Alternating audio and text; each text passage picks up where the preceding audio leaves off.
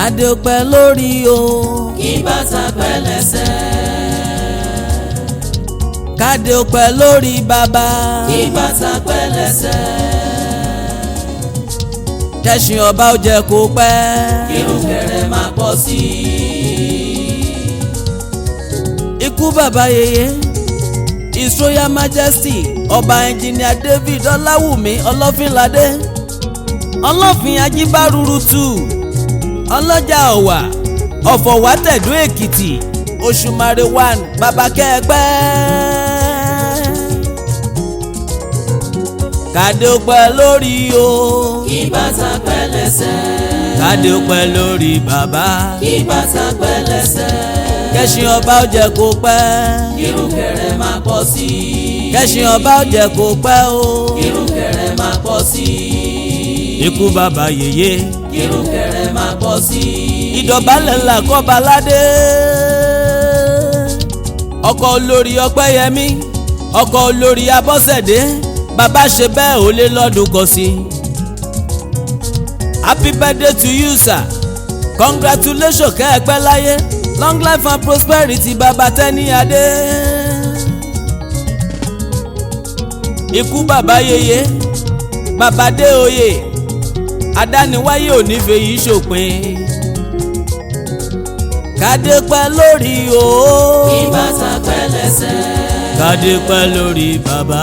kí bàtà pẹ́ lẹ́sẹ̀. ọba aládé tó máa mọnú rò tó mọ̀ pé ọjọ́ kan la bí òun sáyé gẹ́gẹ́ bí ọmọ tuntun, ọjọ́ tá a bí sáyé tí ò sí kábíyèsí nínú orúkọ rẹ̀ ṣùgbọ́n tó délé ayé tó túra rẹ̀ bí tó ṣe ohun tó fi dẹni àmúyẹ táyé fi ń pè ní kábíyèsí. bírú wọn bá màyájọ́ ọjọ́ tá a bí wọn láyé ó di dandan kọlọpọlọ pípé ọba ó rántí wípé ọjọ́ tá a bóun sáyé ò gbàbọ̀dẹ̀ fóun. ọjọ́ ọ̀hún ló ṣílẹ̀kùn ayọ̀ tó ṣílẹ̀kùn ire tó wáá sọ orí rẹ̀ dórí àpèsè. àwọn àròjinlẹ̀ tó papọ̀ mọ́ làákàyè yìí ló mú kí kábíyèsí His Royal Majesty ọba Engineer David Ọláwùmí Ọlọ́fínládé Ọlọ́fin Ajíbárúrú kejì ọlọ́jà ọ̀wà of Owatedo-Ekiti Òṣùmàrè 1 kó pe èmi Ọ̀kẹ́fìlà Ayọ̀dèjì ọ̀jọ̀gbọ́n akọrin kéwì pèdè bí ẹni jẹ̀kọ́ yangan. ó ní ká fàyájọ́ ọjọ́ tá a bóun ṣàríyá ká bóun fi dúpẹ́ fẹ́lẹ́dùà lókè ká tó bá òun gbóṣùbà fáwọn onílẹ̀ tí ń ṣalátìlẹ́yìn. kábíyèsí ọba Engineer David Ọláwùmí kélédùà ó tẹ́wọ́ gbẹbọ ọpẹ́ tá a gbé wá káwọn onílẹ̀ ó jẹ́ kí baba ó lè ṣe ẹ̀mí lókè pẹ̀. ìdọ̀bálẹ̀ ńlá kọ́ba aládé mowólẹ̀ forí adé o. Ọlọ́fin Ajíbárúrú 2 ọlọ́jà ọ̀wà of Owatedo-Ekiti ti Òṣùmàrè 1 ẹni bá fojú dọba àwòwò àwo. kábíyèsí ní kì í ṣe torí òun jọba aládé ni bàbá fi dáhùn sí olóore ọ̀fẹ́ bí àwọn ọba torí ìyọ́nú Olódùmarè gbà lọ́jọ́ òun àná ńlòún rí. ìlú ò dàrú mọ́ baba lórí, eku ń ké bí eku, ẹyẹ ń ké bí ẹyẹ.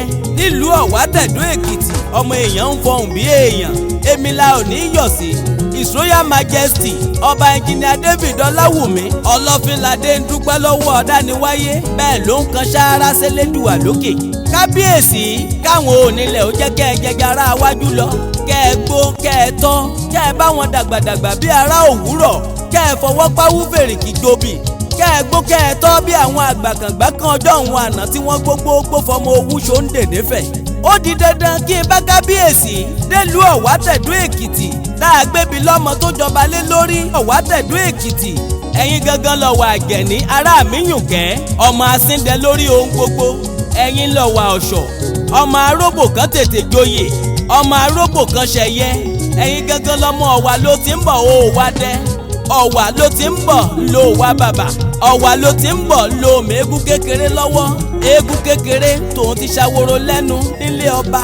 kábíyèsí ẹ̀yin lọmọ ọlọ́rọ̀ lọ́wà ọmọ agẹṣinwáṣu ọmọ ọlọ́wà tẹ́lẹ̀ nígọ̀lọ́ bí ẹkùn ńlẹ́ o ọmọ ẹkùn sun ọ̀bùrú kàdé. ẹ̀yin gangan lọmọ oníṣokùn òkè ṣokùn ọmọ oníṣokùn ọmọ adigba aṣutọrẹ ọmọ ọ̀pẹ̀tẹ́rẹ́ etíjà bẹ́mú rojorojo ọmọ oníṣokùn ọmọ adigba aṣutọrẹ.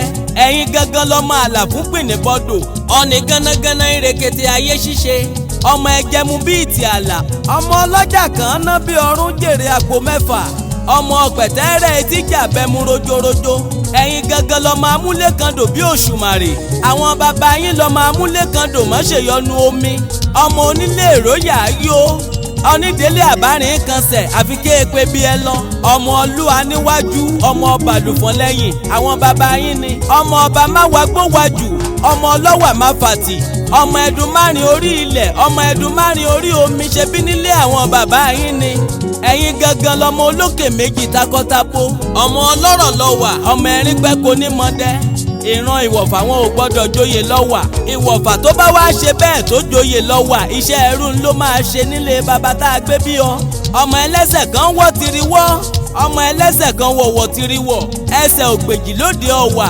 kábíyèsí His Royal Majesty ọba ẹnjìnìà David Ọláwùmí Ọlọ́fínládé bàbá Tiwaládé bàbá Adùnadé àwọn tó nílẹ̀ òní jẹ́ fèyí ṣòpin bàbá Ọ̀wáyọ̀mádé Ajígbọ́rẹ́ ìlú òní dàrú mọ́ yín lórí bàbá Olúmádé wá Ajígbáre kílùú Ọ̀wátẹ̀dó-Èkìtì kó mọ̀ rójú kó mọ̀ ráyè lásìkò tiyín bàbá Adéfọ́rátùmí Ajígbọ́rọ̀ Ọ̀dúndún àwọn tó nílẹ̀ òní jẹ́ kẹ́ ẹ ṣílẹ̀ ọ̀hún tẹ̀ láéláé bàbá Táíwò bàbá Kẹ́hìndé wíníwíní lójú orogún èjìwọ̀rọ̀ lójú ìyá tó bí wọn lọ́mọ ọ̀bẹ kìsì bẹ́kẹ́ṣẹ́ tó bẹ́ wọlé alákìsà tó sọ wọ́n do nígbà aṣọ bùnmi kí n bá ọ̀rẹ́ lẹ́kìmí kí n padà lẹ́yìn ẹ ìgbà tí yín nílùú Ọ̀wátẹ̀dó-Èkìtì kó mọ tuntun nílé tàlejò lára kóhun rere gbogbo kó mọ wọlé bọ̀ lásìkò ọba olóríire kábíyèsí bẹ́ẹ̀ ti ṣọdún ọdún yìí 20 ọdún 30 ọdún lónìí gbẹ̀ngbẹ̀ng òkè gbẹ̀ngbẹ̀ng congratulations